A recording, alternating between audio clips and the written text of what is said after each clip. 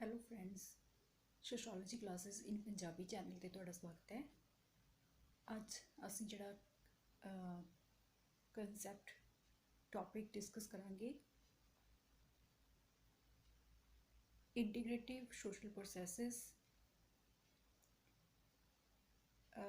ਜਦੋਂ ਅਸੀਂ social processes ਦੀ ਗੱਲ ਕਰਦੇ ਹਾਂ ਤਾਂ ਉਸ ਦੇ ਵਿੱਚ ਦੋ ਤਰ੍ਹਾਂ ਦੇ ਪ੍ਰੋਸੈਸਿਸ ਦੀ ਗੱਲ ਕਰਦੇ ਹਾਂ ਅਸੀਂ। ਉਸ ਦੇ ਵਿੱਚ ਐਸੋਸੀਏਟਿਵ ਸੋਸ਼ਲ ਪ੍ਰੋਸੈਸਿਸ, ਡਿਸਐਸੋਸੀਏਟਿਵ ਸੋਸ਼ਲ ਪ੍ਰੋਸੈਸਿਸ ਦੀ ਗੱਲ ਕਰਦੇ ਹਾਂ, ਜਿਸ ਦੇ ਵਿੱਚ ਇੰਟੀਗ੍ਰੇਟਿਵ ਸੋਸ਼ਲ ਪ੍ਰੋਸੈਸਿਸ ਅਤੇ ਡਿਸਇੰਟੀਗ੍ਰੇਟਿਵ ਸੋਸ਼ਲ ਪ੍ਰੋਸੈਸਿਸ ਆ ਜਾਂਦੇ ਨੇ। ਸਭ ਤੋਂ ਪਹਿਲਾਂ ਅਸੀਂ ਅੱਜ ਜਿਹੜਾ ਡਿਸਕਸ ਕਰਾਂਗੇ ਸੋਸ਼ਲ ਪ੍ਰੋਸੈਸਿਸ ਦੇ ਅੰਡਰ ਐਸੋਸੀਏਟਿਵ ਜਿਹੜੇ ਸੋਸ਼ਲ ਪ੍ਰੋਸੈਸ ਦੀ ਗੱਲ ਕਰਾਂਗੇ। ਸਹਿਯੋਗ ਕਰਨ ਵਾਲੀਆਂ ਸਮਾਜਿਕ ਪ੍ਰਕਿਰਿਆਵਾਂ ਦੀ ਗੱਲ ਕਰਾਂਗੇ। ਸਮਾਜਿਕ ਪ੍ਰਕਿਰਿਆ ਦੇ ਅਧੀਨ ਸਹਿਯੋਗੀ ਸਮਾਜਿਕ ਪ੍ਰਕਿਰਿਆਵਾਂ ਅਤੇ ਅਸਹਿਯੋਗੀ ਸਮਾਜਿਕ ਪ੍ਰਕਿਰਿਆਵਾਂ, ਦੋ ਤਰ੍ਹਾਂ ਦੀਆਂ ਸਮਾਜਿਕ ਪ੍ਰਕਿਰਿਆਵਾਂ ਹੁੰਦੀਆਂ ਨੇ। ਦੋ ਤਰ੍ਹਾਂ ਦੇ ਸੋਸ਼ਲ ਪ੍ਰੋਸੈਸਿਸ ਹੁੰਦੇ ਨੇ, ਐਸੋਸੀਏਟਿਵ ਅਤੇ ਡਿਸਐਸੋਸੀਏਟਿਵ। ਅੱਜ ਦਾ ਟੌਪਿਕ ਡਿਸਕਸ ਕਰਨ ਤੋਂ ਪਹਿਲਾਂ ਤੁਹਾਨੂੰ ਇੱਕ ਰਿਕੁਐਸਟ ਹੈਗੀ ਹੈ, ਪਲੀਜ਼ ਚੈਨਲ ਨੂੰ ਸਬਸਕ੍ਰਾਈਬ ਕਰ ਲਓ ਤਾਂ ਕਿ ਜਦੋਂ ਵੀ ਨਵਾਂ ਲੈਕਚਰ ਅਪਲੋਡ ਕੀਤਾ ਜਾਵੇ ਨੋਟੀਫਿਕੇਸ਼ਨ ਤੁਹਾਡੇ ਕੋਲ ਪਹੁੰਚ ਜਾਵੇ। ਅਤੇ ਕੁਛ ਸਟੂਡੈਂਟਸ ਜਿਹੜੇ ਡਿਮਾਂਡ ਕਰ ਰਹੇ ਸੀਗੇ ਕਿ ਉਹਨਾਂ ਨੂੰ ਔਨਲਾਈਨ ਕਲਾਸਿਸ ਚਾਹੀਦੀਆਂ ਨੇਗੀਆਂ। ਸੌਰੀ, ਇਸ ਦੇ ਲਈ ਐਲੀਜੀਬਿਲਿਟੀ ਨਹੀਂ ਹੈਗੀ।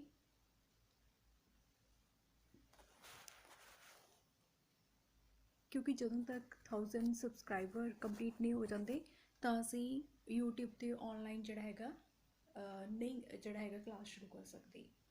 ਇਹ ਕੰਡੀਸ਼ਨ ਹੈਗੀ ਹੈ। ਜੇਕਰ ਮੈਂ ਕੋਸ਼ਿਸ਼ ਕਰਦੀ ਹਾਂ ਔਨਲਾਈਨ ਜਿਹੜੀ ਕਲਾਸ ਲਗਾਉਣ ਦੀ, ਤਾਂ ਉੱਥੇ ਕੰਡੀਸ਼ਨ ਆ ਜਾਂਦੀ ਹੈ ਕਿ ਤੁਸੀਂ ਇਸ ਦੇ ਲਈ ਐਲੀਜੀਬਲ ਨਹੀਂ ਹੈਗੇ।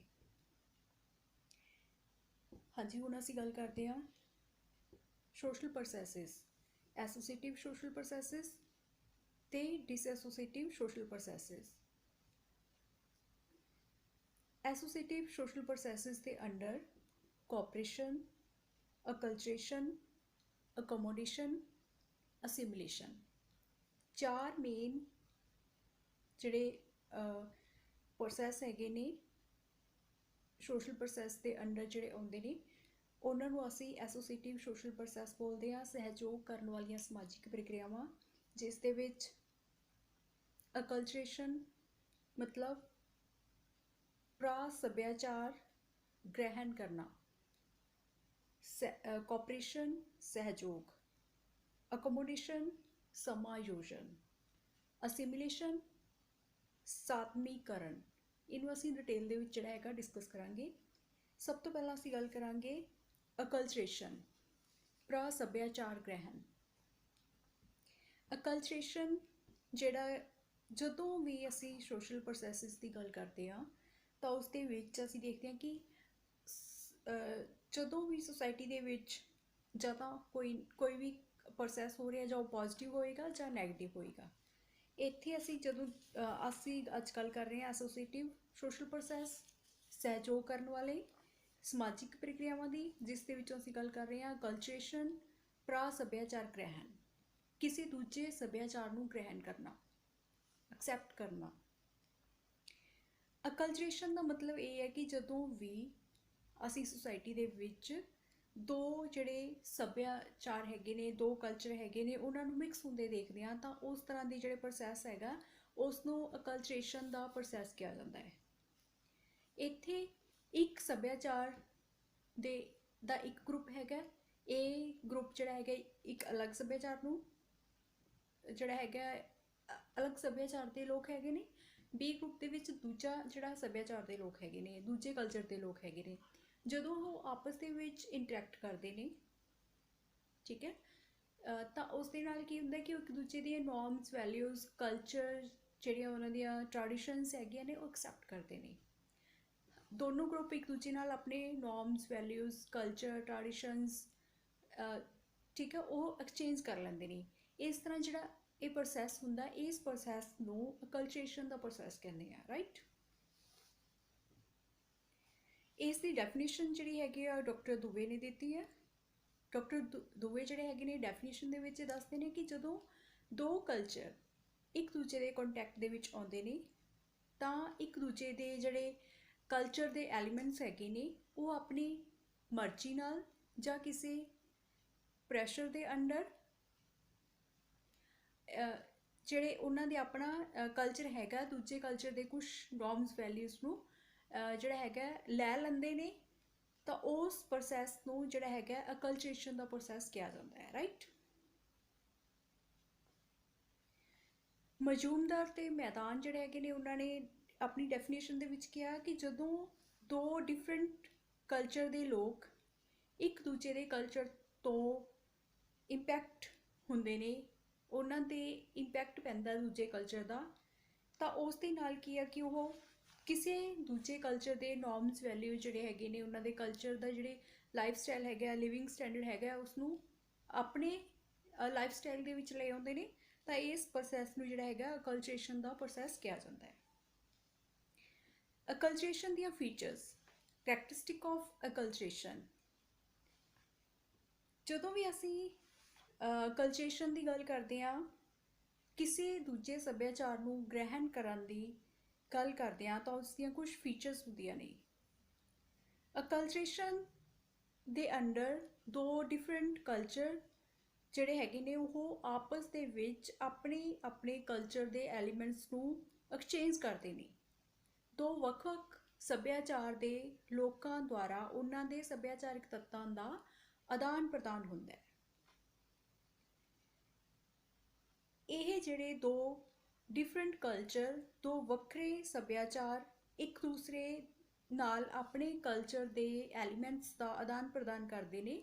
ਇਹ ਲੰਬੇ ਟਾਈਮ ਤੋਂ ਕੰਟੀਨਿਊ ਕੰਟੈਕਟ ਦੇ ਵਿੱਚ ਹੁੰਦੇ ਨੇ ਇੱਕ ਦੂਜੇ ਦੇ ਚਾਹੇ ਉਹ ਕੰਟੈਕਟ ਡਾਇਰੈਕਟ ਹੋਵੇ ਜਾਂ ਫਿਰ ਇਨਡਾਇਰੈਕਟ। ਇਸ ਤਰ੍ਹਾਂ ਜਦੋਂ ਕਲਚਰੇਸ਼ਨ ਦਾ ਪ੍ਰੋਸੈਸ ਹੁੰਦਾ ਹੈ ਕਿਸੇ ਵੀ ਸੁਸਾਇਟੀ ਦੇ ਵਿੱਚ ਤਾਂ ਕੀ ਹੈ ਕਿ ਜਿਹੜੇ ਕਲਚਰ ਦੇ ਲੋਕ ਉਸ ਪ੍ਰੋਸੈਸ ਦੇ ਵਿੱਚੋਂ ਦੀ ਲੰਘ ਰਹੇ ਨੇ ਉਹਨਾਂ ਦਾ ਬੇਸਿਕ ਜਿਹੜਾ ਸਟਰਕਚਰ ਸੀਗਾ ਬੇਸਿਕ ਕਲਚਰ ਸੀਗਾ ਉਸ ਦੇ ਵਿੱਚ ਕਲਚਰਲ ਚੇਂਜ ਆਉਣੇ ਸ਼ੁਰੂ ਹੋ ਜਾਂਦੇ ਨੇ। ਉਹਨਾਂ ਦੇ ਨੋਰਮਸ ਵੈਲਿਊਜ਼ ਟ੍ਰੈਡੀਸ਼ਨਸ ਕਸਟਮਸ ਸਾਰੀ ਜਿਹੜੀਆਂ ਹੈਗੀਆਂ ਬਦਲਣੇ ਸ਼ੁਰੂ ਹੋ ਜਾਂਦੇ ਨੇ।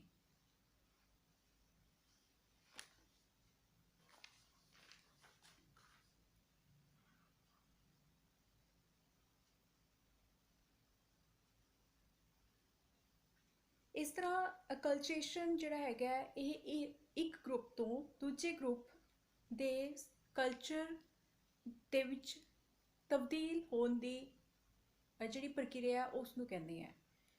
ਅਕਲਚਰੇਸ਼ਨ ਜਿਹੜਾ ਹੈਗਾ ਇੱਕ ਗਰੁੱਪ ਦੂਜੇ ਗਰੁੱਪ ਦੇ ਕਲਚਰ ਨੂੰ ਐਕਸੈਪਟ ਕਰ ਲੈਂਦਾ ਹੈ ਇੱਕ ਗਰੁੱਪ ਆਪਣੇ ਕਲਚਰ ਨੂੰ ਦੂਜੇ ਗਰੁੱਪ ਤੱਕ ਟ੍ਰਾਂਸਫਰ ਕਰ ਦਿੰਦਾ ਹੈ। ਇਸ ਪ੍ਰੋਸੈਸ ਨੂੰ ਅਕਲਚਰੇਸ਼ਨ ਦੀ ਪ੍ਰੋਸੈਸ ਕਿਹਾ ਜਾਂਦਾ ਹੈ।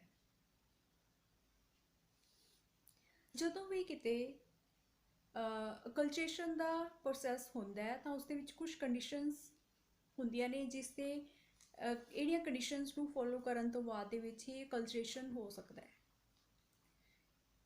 ਪਹਿਲੀ ਕੰਡੀਸ਼ਨ ਇਹ ਹੈ ਕਿ ਜਿਹੜੇ ਡਿਫਰੈਂਟ ਦੋ ਕਲਚਰ ਹੈਗੇ ਨੇ ਉਹ ਕੰਟੀਨਿਊ ਇੱਕ ਦੂਜੇ ਦੇ ਕੰਟੈਕਟ ਦੇ ਵਿੱਚ ਰਹੇ ਹੋਣ ਉਹ ਕੰਟੈਕਟ ਭਾਵੇਂ ਡਾਇਰੈਕਟ ਹੋਵੇ ਜਾਂ ਇਨਡਾਇਰੈਕਟ ਹੋਵੇ ਕਿਉਂਕਿ ਅਕਲਚਰੇਸ਼ਨ ਉਦੋਂ ਹੀ ਹੋ ਸਕਦਾ ਨਾ ਜਦੋਂ ਦੋ ਕਲਚਰ ਦੇ ਲੋਕ ਆਪਸ ਦੇ ਵਿੱਚ ਲੰਬੇ ਟਾਈਮ ਤੋਂ ਇੱਕ ਦੂਜੇ ਨਾਲ ਮਿਲ ਰਹੇ ਨੇ ਇੱਕ ਦੂਜੇ ਦੇ ਕਲਚਰ ਦੀਆਂ ਕੁਝ ਨੋਰਮਸ ਵੈਲਿਊਜ਼ ਜਿਹੜੀਆਂ ਹੈਗੇ ਨੇ ਤਾਂ ਹੀ ਦੂਜੇ ਤੋਂ ਲੈਣਗੇ। ਜੇਕਰ ਉਹ ਇੱਕ ਦੂਜੇ ਨਾਲ ਮਿਲ ਹੀ ਨਹੀਂ ਰਹੇ ਹੋਣਗੇ ਤਾਂ ਨਾ ਹੀ ਉਹਨਾਂ 'ਤੇ ਇੰਪੈਕਟ ਪੈਣਾ ਨਾ ਹੀ ਉਹ ਉਸ ਕਲਚਰ ਨੂੰ ਜਾਣਨਗੇ ਅਤੇ ਨਾ ਹੀ ਉਹ ਉਸ ਕਲਚਰ ਦੇ ਜਿਹੜੇ ਨੋਰਮਸ ਵੈਲਿਊਜ਼ ਨੇਗੇ ਇੱਕ ਦੂਜੇ ਨਾਲ ਜਿਹੜਾ ਹੈਗਾ ਐਕਸਚੇਂਜ ਕਰਨਗੇ।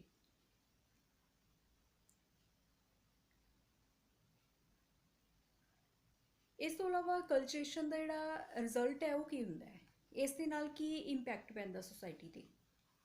ਅਕਲਚਰੇਸ਼ਨ ਦਾ ਇੰਪੈਕਟ ਜਿਹੜਾ ਹੈਗਾ ਉਹ ਇੰਡੀਵਿਜੂਅਲ 'ਤੇ ਵੀ ਪੈਂਦਾ ਹੈ ਅਤੇ ਕਲਚਰ 'ਤੇ ਵੀ ਪੈਂਦਾ ਹੈ।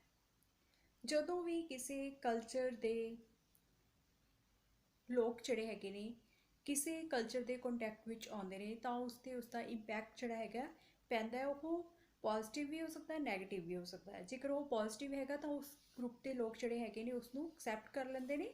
ਇਸ ਦੇ ਨਾਲ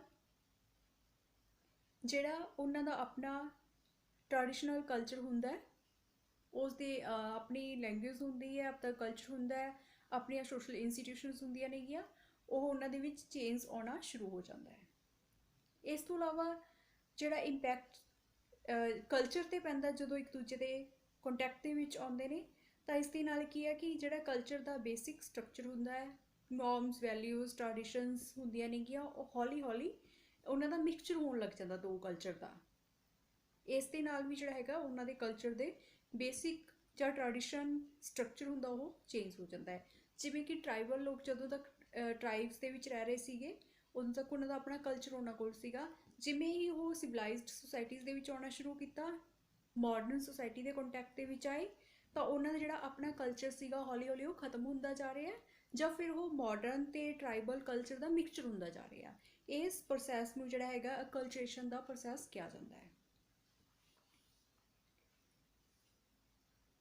ਹੁਣ ਜਦੋਂ ਵੀ ਕਿਸੇ ਵੀ ਸੁਸਾਇਟੀ ਦੇ ਵਿੱਚ ਅਕਲਚਰੇਸ਼ਨ ਦਾ ਪ੍ਰੋਸੈਸ ਹੁੰਦਾ ਹੈ, ਤਾਂ ਉਸ ਦੇ ਲਈ ਕੁਝ ਕਾਜ਼ ਰਿਸਪੋਂਸੀਬਲ ਨੇ। ਮੇਨ ਜਿਹੜਾ ਹੈਗਾ ਜਿਹੜਾ ਕਲਚਰ ਦੇ ਕੰਟੈਕਟ ਦੇ ਵਿੱਚ ਆਉਣਾ। ਜਦੋਂ ਹੀ ਕੋਈ ਇੱਕ ਗਰੁੱਪ ਦੂਜੇ ਗਰੁੱਪ ਦੇ ਲੋਕਾਂ ਦੇ ਕੰਟੈਕਟ ਦੇ ਵਿੱਚ ਆਉਂਦੇ ਨੇ, ਤਾਂ ਉਸ ਦੇ ਨਾਲ ਕੀ ਹੈ ਕਿ ਉਹ ਉਹਨਾਂ 'ਤੇ ਉਸ ਦਾ ਇੰਪੈਕਟ ਪੈਂਦਾ, ਉਸ ਨੂੰ ਉਹ ਐਕਸੈਪਟ ਕਰ ਲੈਂਦੇ ਨੇ, ਹੌਲੀ ਹੌਲੀ ਉਸ ਦਾ ਇੱਕ ਪਾਰਟ ਬਣ ਜਾਂਦੇ ਨੇ, ਦੋਨੋਂ ਕਲਚਰ ਦਾ ਮਿਕਸਰ ਹੋ ਜਾਂਦਾ ਹੈ। ਇਸ ਦੇ ਨਾਲ ਵੀ ਜਿਹੜਾ ਹੈਗਾ ਇੱਕ ਕਲਚਰ ਦੇ ਕੰਟੈਕਟ ਦੇ ਵਿੱਚ ਆਉਣ ਨਾਲ ਅਕਲਚਰੇਸ਼ਨ ਦਾ ਕੰਸੈਪਟ ਸ਼ੁਰੂ ਹੁੰਦਾ ਹੈ, ਪ੍ਰੋਸੈਸ ਜਿਹੜਾ ਹੈਗਾ ਸ਼ੁਰੂ ਹੁੰਦਾ ਹੈ। ਇਹ ਜਿਹੜਾ ਕੰਟੈਕਟ ਹੈਗਾ ਉਹ ਡਾਇਰੈਕਟ ਵੀ ਹੋ ਸਕਦਾ ਹੈ। ਡਾਇਰੈਕਟ ਜਦੋਂ ਕੋਈ ਆਮਣੇ ਸਾਹਮਣੇ ਇੱਕ ਦੂਜੇ ਨਾਲ ਮਿਲ ਰਿਹਾ, ਇਕੱਠੇ ਰਹਿ ਰਹੇ ਨੇ, ਤਾਂ ਉਦੋਂ ਜਿਹੜਾ ਹੈਗਾ ਡਾਇਰੈਕਟ ਕੰਟੈਕਟ ਦੇ ਥਰੂ ਕਲਚਰੇਸ਼ਨ ਦਾ ਕੰਸੈਪਟ ਹੁੰਦਾ, ਜਿੱਥੇ ਕਿ ਨੋਰਮਸ, ਵੈਲਿਊਜ਼, ਟ੍ਰੈਡੀਸ਼ਨਸ ਜਿਹੜੇ ਹੈਗੇ ਨੇ ਉਹ ਇੱਕ ਦੂਜੇ ਤੋਂ ਜਿਹੜੇ ਕਲਚਰ ਦੇ ਐਲੀਮੈਂਟਸ ਜਿਹੜੇ ਹੈਗੇ ਨੇ ਉਹਨਾਂ ਨੂੰ ਆਪਣੇ ਕਲਚਰ ਦੇ ਵਿੱਚ ਮਿਕਸ ਜਿਹੜਾ ਹੈਗਾ ਕਰ ਰਹੇ ਨੇ। ਇੰਡਾਇਰੈਕਟ ਕਲਚਰ ਉਦੋਂ ਜਿਹੜਾ ਕੰਟੈਕਟ ਨਾਲ ਕਲਚਰੇਸ਼ਨ ਦਾ ਕੰਸੈਪਟ ਉਦੋਂ ਹੁੰਦਾ ਹੈ ਜਦੋਂ ਕੋਈ ਵੀ ਦੋ ਕਲਚਰ ਦੇ ਲੋਕ ਜਿਹੜੇ ਹੈਗੇ ਨੇ ਇੱਕ ਦੂਜੇ ਨੂੰ ਫੇਸ ਟੂ ਫੇਸ ਨਹੀਂ ਮਿਲ ਰਹੇ, ਇਕੱਠੇ ਨਹੀਂ ਰਹਿ ਰਹੇ, ਇੱਕ ਅਲੱਗ-ਅਲੱਗ ਥਾਂ ਤੋਂ ਇੱਕ ਦੂਜੇ ਦੇ ਕੰਟੈਕਟ ਦੇ ਵਿੱਚ ਹੈਗੇ ਨੇ, ਅਤੇ ਇਸ ਦੇ ਨਾਲ ਵੀ ਜਿਹੜਾ ਹੈਗਾ ਕਲਚਰੇਸ਼ਨ ਦਾ ਕੰਸੈਪਟ ਹੁੰਦਾ ਹੈ। ਜਿਵੇਂ ਕਿ ਮਾਡਰਨ ਸੁਸਾਇਟੀਜ਼ ਜਿਹੜੀਆਂ ਹੈਗੀਆਂ ਨੇ, ਉਹਨਾਂ ਦੇ ਕੰਟੈਕਟ ਦੇ ਵਿੱਚ ਆਉਣ ਨਾਲ ਸਾਡੀ ਜਿਹੜੀਆਂ ਟ੍ਰੈਡੀਸ਼ਨਲ ਜਾਂ ਬੈਕਵਰਡ ਸੁਸਾਇਟੀਜ਼ ਹੈਗੀਆਂ ਨੇ ਉਹਨਾਂ ਦੇ ਵਿੱਚ ਐਡਵਾਂਸ ਟੈਕਨੀਕਸ ਆਈਆਂ, ਜਿਵੇਂ ਕਿ ਟੈਲੀਫੋਨ 'ਤੇ ਕੰਟੈਕਟ ਹੋ ਰਿਹਾ,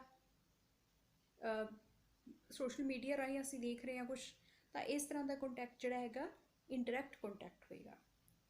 ਇਸ ਤੋਂ ਇਲਾਵਾ ਪੋਜ਼ੀਟਿਵ ਕੰਟੈਕਟ ਅਤੇ ਨੈਗੇਟਿਵ ਕੰਟੈਕਟ, ਇਹ ਵੀ ਜਿਹੜੇ ਹੈਗੇ ਨੇ ਅਕਲਚਰੇਸ਼ਨ ਦੇ ਪ੍ਰੋਸੈਸ ਦੇ ਲਈ ਮੇਨ ਜਿਹੜੇ ਕਾਜ਼ ਰਿਸਪੋਂਸੀਬਲ ਨੇ। ਪੋਜ਼ੀਟਿਵ ਕੰਟੈਕਟ ਉਦੋਂ ਹੁੰਦਾ ਜਦੋਂ ਡਿਫਰੈਂਟ ਕਲਚਰ ਦੇ ਲੋਕ ਜਿਹੜੇ ਹੈਗੇ ਨੇ ਉਹਨਾਂ ਦੇ ਵਿੱਚ ਕੋਆਪਰੇਸ਼ਨ ਹੋ ਜਾਂਦਾ ਹੈ, ਉਹਨਾਂ ਦੇ ਵਿੱਚ ਕੰਟਰੈਕਟ ਹੋ ਜਾਂਦਾ ਹੈ, ਸਿਮੂਲੇਸ਼ਨ ਹੋ ਜਾਂਦੀ ਹੈ, ਕੰਪੀਟੀਸ਼ਨ ਹੋ ਜਾਂਦੀ ਹੈ, ਤਾਂ ਇਸ ਤਰ੍ਹਾਂ ਦੀ ਜਿਹੜੀ ਕਿ ਇੱਕ ਪੋਜ਼ੀਟਿਵ ਕੰਟੈਕਟ ਹੁੰਦਾ ਹੈ। ਜੇਕਰ ਪੋਜ਼ੀਟਿਵ ਕੰਟੈਕਟ ਨਹੀਂ ਹੁੰਦਾ, ਨੈਗੇਟਿਵ ਕੰਟੈਕਟ ਹੁੰਦਾ, ਤਾਂ ਉੱਥੇ ਜਿਹੜਾ ਹੈਗਾ ਕੌਨਫਲਿਕਟ ਉੱਥੇ ਜ਼ਿਆਦਾ ਦੇਖਣ ਨੂੰ ਮਿਲਦਾ। ਦੋ ਡਿਫਰੈਂਟ ਕਲਚਰ ਦੇ ਲੋਕਾਂ ਦੇ ਵਿੱਚ ਜਿਹੜਾ ਹੈਗਾ ਕੌਨਫਲਿਕਟ ਬਣਿਆ ਰਹਿੰਦਾ, ਸੰਘਰਸ਼ ਜਿਹੜਾ ਹੈਗਾ ਬਣਿਆ ਰਹਿੰਦਾ, ਕੰਪੀਟੀਸ਼ਨ ਚੱਲਦਾ ਰਹਿੰਦਾ ਹੈ। ਇਸ ਤੋਂ ਇਲਾਵਾ primary contact face to face contact ਹੁੰਦਾ, ਜਦੋਂ ਇੱਕ ਦੂਜੇ ਨੂੰ ਅਸੀਂ ਚੰਗੀ ਤਰ੍ਹਾਂ ਜਾਣਦੇ ਹਾਂ, ਸਮਝਦੇ ਹਾਂ, ਸਾਨੂੰ ਪਤਾ ਕਿ ਸਾਹਮਣੇ ਵਾਲੇ ਗਰੁੱਪ ਦੇ ਜਿਹੜੇ ਲੋਕ ਨੇ ਉਹ ਕਿਸ ਤਰ੍ਹਾਂ ਦਾ ਗਰੁੱਪ ਹੈਗਾ, ਕੌਣ ਹੈਗਾ, ਕਿਹੜਾ ਕਲਚਰ ਹੈਗਾ, ਕਿਹੜਾ ਕਲਚਰ ਅਸੀਂ ਆਪਣਾ ਜਿਹੜਾ ਹੈਗਾ ਆਪਣੀ ਲਾਈਫ ਦੇ ਵਿੱਚ ਲੈ ਕੇ ਆ ਰਹੇ ਹਾਂ, ਆਪਣੀ ਲਾਈਫ ਸਟਾਈਲ ਦੇ ਵਿੱਚ ਕਿਹੜੇ ਕਲਚਰ ਦੇ ਐਲੀਮੈਂਟ ਨੂੰ ਲੈ ਕੇ ਆ ਰਹੇ ਹਾਂ। ਇਸ ਤੋਂ ਇਲਾਵਾ ਸੈਕੰਡਰੀ ਕੰਟੈਕਟ ਉਹ ਹੁੰਦਾ ਜੋ ਕਿ ਅਸੀਂ ਫੇਸ ਟੂ ਫੇਸ ਕੰਟੈਕਟ ਨਹੀਂ ਹੋ ਰਿਹਾ, ਦੂਰ ਤੋਂ ਅਸੀਂ ਕਿਸੇ ਦੇ ਕੰਟੈਕਟ 'ਚ ਹੈਗੇ ਹਾਂ, ਸੋਸ਼ਲ ਮੀਡੀਆ ਰਾਹੀਂ ਕੰਟੈਕਟ 'ਚ ਹੈਗੇ ਹਾਂ, ਟੈਲੀਫੋਨ ਰਾਹੀਂ ਕੰਟੈਕਟ 'ਚ ਹੈਗੇ ਹਾਂ। ਇਸ ਤਰ੍ਹਾਂ ਜਿਹੜਾ ਹੈਗਾ ਇਸ ਤਰ੍ਹਾਂ ਦੇ ਕੰਟੈਕਟ ਨਾਲ ਵੀ ਜਿਹੜਾ ਹੈਗਾ ਕਲਚਰੇਸ਼ਨ ਦਾ ਕੰਸੈਪਟ ਆਉਂਦਾ ਹੈ।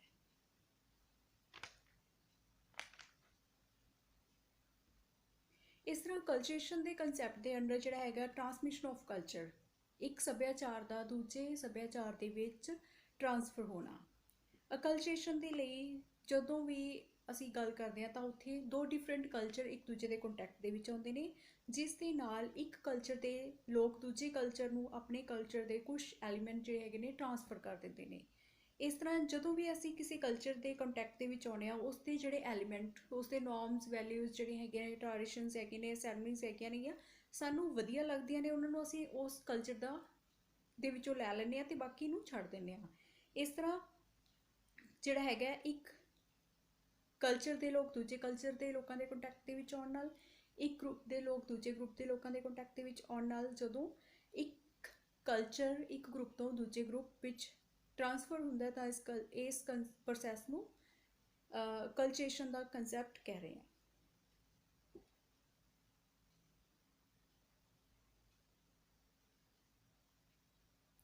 ਜਿਵੇਂ ਕਿ ਅਸੀਂ ਦੇਖਦੇ ਹਾਂ ਕਿ ਇੰਡੀਅਨ ਸੋਸਾਇਟੀ ਦੇ ਵਿੱਚ ਟ੍ਰੈਡੀਸ਼ਨਲ ਟਾਈਮ 'ਤੇ ਹੋਰ ਤਰ੍ਹਾਂ ਦਾ ਕਲਚਰ ਸੀਗਾ।